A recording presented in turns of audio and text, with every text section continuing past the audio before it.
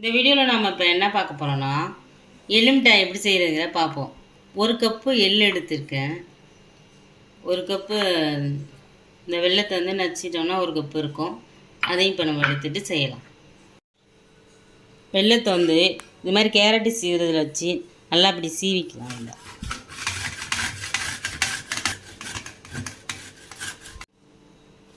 பாருங்கள், இது மாதிரி தான் வெல்லத்தை திருவணும்.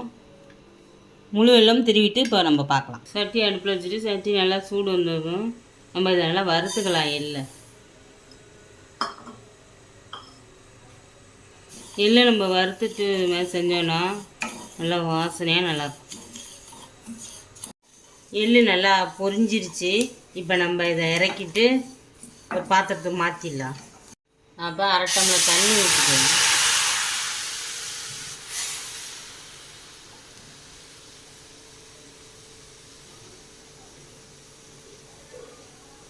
துரி வச்சுற வெல்லத்தை இதில் சேர்த்துக்கிறேன்.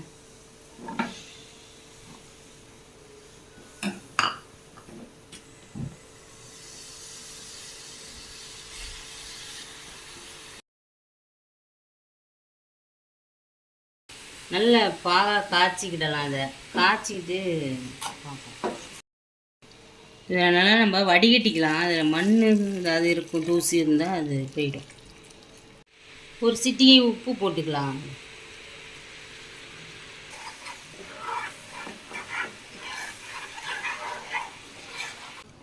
இப்போ பாகு ரெடி ஆகிட்டான்னு பார்ப்போம். ஒரு கிண்ணத்தில் தண்ணி ஊற்றி அதில் ஊற்றி பார்ப்போம். பாகு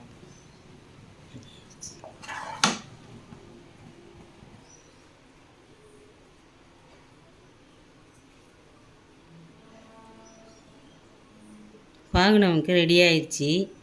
நல்லா திக்காக வந்துருச்சு.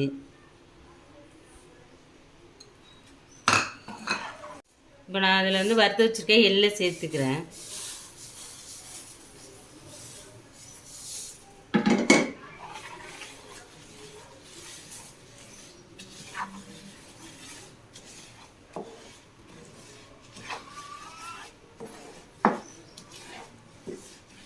இப்போ நம்ம தட்டில் வந்து நெய் தடவிட்டு அதில் நம்ம ஊற்றிக்கலாம்.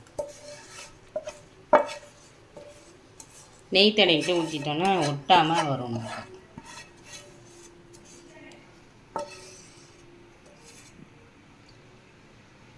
ஒரு ஸ்பூன் வச்சு இப்படி நம்ம சமப்படுத்திக்கலாம். நல்ல ஸ்வீட்டான எள்ளு மிட்டாய் செஞ்சாச்சு. இதை நம்ம கட் பண்ணிக்கலாம். ஆறணுன்னா கட் பண்ணிக்கலாம். கத்தியில் எண்ணெய் தடவிட்டு நம்ம இப்போ மிட்டாயை கட் பண்ணலாம். எள்ளு மிட்டாய்